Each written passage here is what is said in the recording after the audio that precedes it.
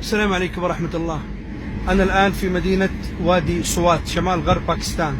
اليوم 22/4/2019 يوم الأحد. والله من أجمل المناطق في القارة الآسيوية. بإمكانكم الدخول في تويتر، اليوتيوب، جوجل، والبحث عن اسم سوات، مدينة سوات شمال غرب باكستان.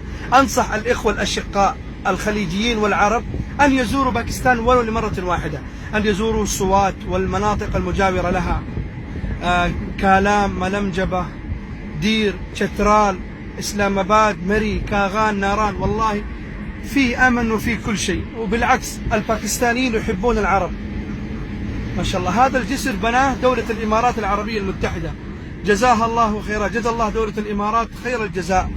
هذا هو النهر، الماء العذب ما شاء الله. هذا الجسر بناه دولة الإمارات العربية المتحدة. أنا قاعد أسوق السيارة وأصور، يا الله يا ساتر.